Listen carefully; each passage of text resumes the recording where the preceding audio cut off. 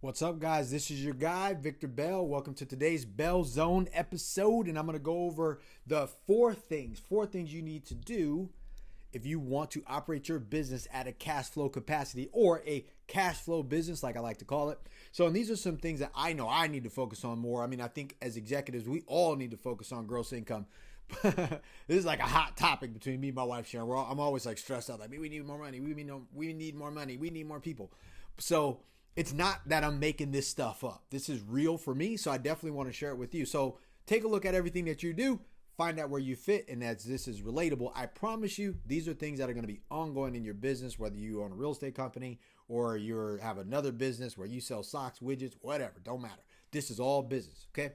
So the number one factor to a cash flow business or building a business that cash flows so you can eventually step out of it and or multiply the amount of people that you have. Number one thing you have to focus on, which most people miss, is you need to create a cash flow wealth plan, right? So successful business owners, there's usually four parts to all business incomes. Now we're talking about income, all right? Number one is working income. What do you do to bring in money every day, all right? Some areas are great, some areas are not, but that's number one, working income, which most people, unsuccessful business owners, typically focus on working income. All right. The next one is residential. I'm so into real estate. Told you, man, I'm a junkie. The next one is residual income. What is it that you did in your working income or in your business where you can establish that you work on something one time and it continues to pay you? All right.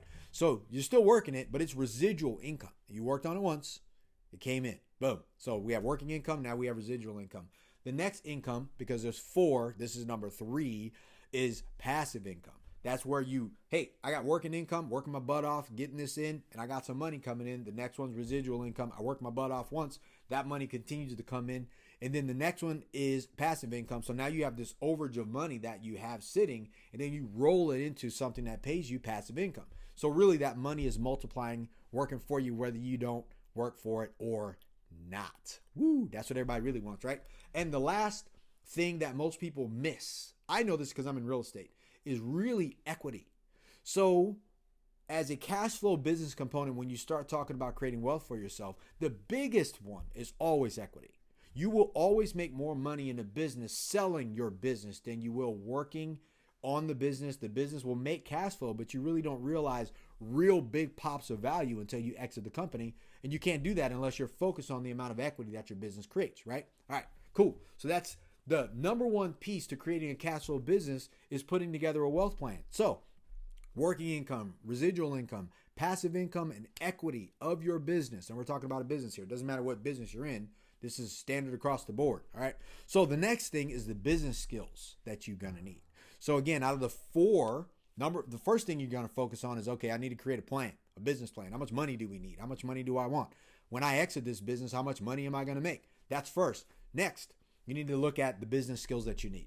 So the top business skills in all businesses are marketing, sales, and closing deals. And then naturally another skill that you're going to really need, it's not a money-making skill, but it's administrative and operations.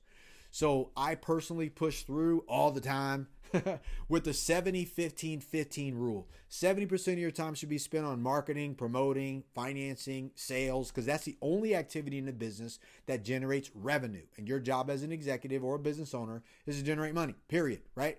So those activities are 70% of your time, or at least they should be. 15% of your time should be spent on product design and products and taking a look at stuff and making sure your product is great. This is from an executive standpoint now, right? Not that it's not important, it is, but time allocation is 15% of your time. And then the other 15% of your time should be on administration, right? Making sure things are right. I would rather have a lot of things happening with the potential to make revenue than nothing happening because I'm spending all my time doing administrative work or trying to figure out how to put a plan together. That sucks. I'd rather execute, clean it up later, right? That's really a fast-paced, again, this is guerrilla business school. This isn't what you may learn at, Harvard or Rice or whatever, trying to get your MBA.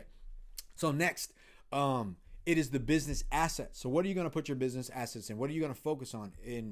Realistically, there's only really two, right? You can have a job with a working income, but outside of your job, you're going to have to figure out what you're going to do if you're going to be an entrepreneur/business owner, or you can be an intrapreneur, meaning that you work on the inside of somebody else's business and they've given you run of the mill to make as much money as you want to. Maybe that's a realtor. Maybe that's a mortgage person or a loan officer. Maybe you're in sales and you work inside of like some car dealership where they go, look, sell as many cars as you want. This is your commission. So while you're under the umbrella of someone else, you're an entrepreneur. You can make as much money as you want and you can freaking rock out, which is probably a better route for a lot of people. And I know that to be true, right? I wish I was.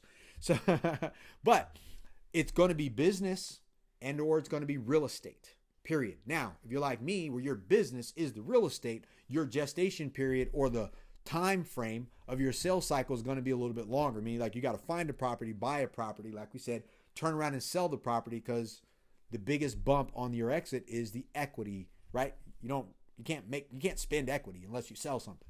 So that said, unless you're in a business or your business is of, real estate or whatever your business is, or you're going to invest money, right? And that's really the fastest way to actually have financial freedom is if you have money that you're working, you've saved, invested in property, that's passive income for you. And that money eventually grows to more than what your monthly expenses are. Then you're financially free. You can quit your job or whatever you're going to do. I would suggest keep working and keep stockpiling money, keep investing in deals. All right. And last but not least is going to be how to actually scale and systemize your business.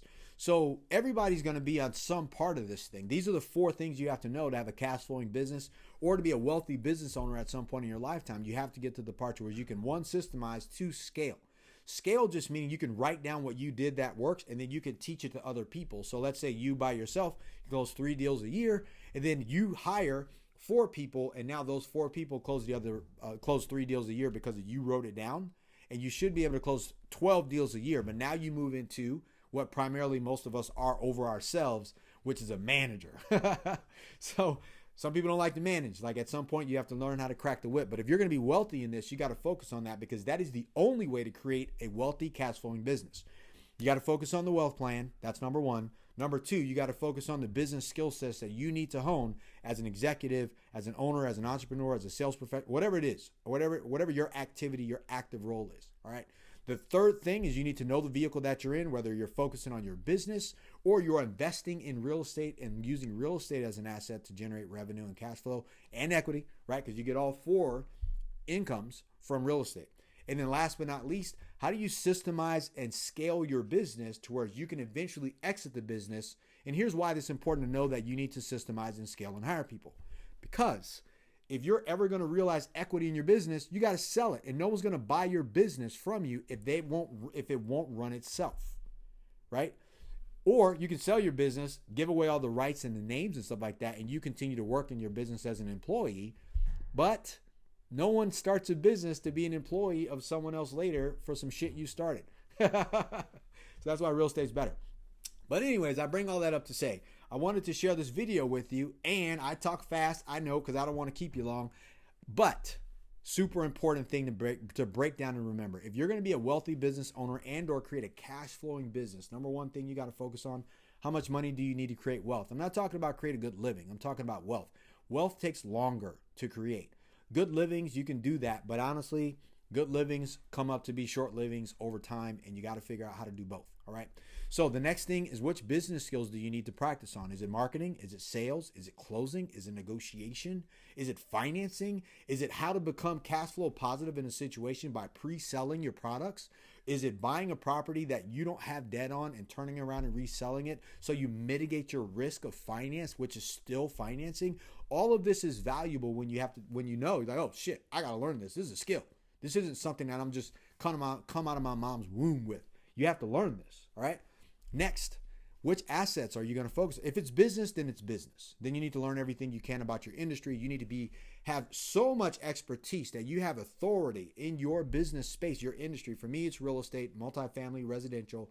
For other people, it could be something else. You could be a doctor, a lawyer, a butcher, a baker, a candlestick maker, whatever that is. But you need to know what that is as it relates to the business you're in, the industry you're in, and you need to learn that you're the authority and gain expertise. Last but not least, what was that? Scaling. It's right here on my paper, but I didn't want to look at it because I wanted to be smart. Scaling. You need to learn how to systemize your business. What is it that you do every day? Write it down, figure it out, and make it palatable, understandable. That's a big word, right? Palatable. Make it understandable so you can share it and or teach it to someone else. Because if you do what you do, but you can't teach it to someone else, you don't know what you know. Guaranteed. Me and Sharon talk about this all the time. People who, you may ask someone how to do what they do, and if they can't tell you how to do it, not just because they know it, but tell you how to do it, they don't know. The reason why people aren't confident is because there's something they don't know, which is why people don't like to hire people. People don't like to fire people who's been working for them so long, because they're afraid that if they don't have those people, they can't replace them. Why? Because they don't know what they're doing, right? So you need to learn how to document, create a system, and then how to scale something that's working. And then naturally the expansion is to add people into the system that you created that is working. So super important, guys. I hope you guys got something out of this. Man, I talk fast, I walk fast, I do stuff fast, and that's just kind of how I am. I've tried to tone it down, but it doesn't work. It makes me feel good to be fast. So anyways, like this video, comment on this video, share this video. If you hate this video, put on here, Victor, I hate it. Give it a thumbs down. Don't be a hater and a hider at the same time. Everybody hates that. But if this did help you, share this video, like it, comment it, give it to a friend, right? I want to help get this information out to more people, because the reality of this is this is my purpose. I want to help people because I've struggled in these areas for so long, combining all this information from all the different people that I needed to learn from, only to come up with my own system. And if I could help save you a lifetime of shame, embarrassment, feeling like an idiot that you can't get it, man, I want to do that for you. I do, right? Like this will be my legacy when I die. It won't be what I've done. It won't be the properties I've bought or anything like that. It'll be what I leave behind. And I'm committed to make sure that there are footprints that can help you in the future and your family for what you're trying to do. So, bam. All that to say, man, like my shit. So I appreciate you. Let me know if you need anything or any way that I can help. Go to victorbell.com. Go to the shopping thing there. We have a program right now. It's my #1 real estate program. It's called the Investor School. Why? Because I wish I had it. Like I said, it's what we use. So as a matter of fact, if you want to go direct to it, go to victorbell.com/real estate training. I made it so ridiculously stupid price-wise because I want a bunch of people in it, and two, because I know it's going to help you guys, that it's ridiculous. It's like $197. You're going to spend that in gas this week. And then also, you can go check out every other video that we got. If you just want to sit on the sidelines and watch and get to know me better, that's why I do these videos every week. So I hope this helps you. I know it helped you. If you even got one thing out of this that you can apply in your business life, it helped you because it helped me doing it. All right, so I appreciate it. Take the time, okay? So if you guys need anything, reach out. Again, go to victorbell.com. I'll always be here for you, or look me up on my social media stuff. Always find me at Victor Bell. You guys have a great day today. Boom.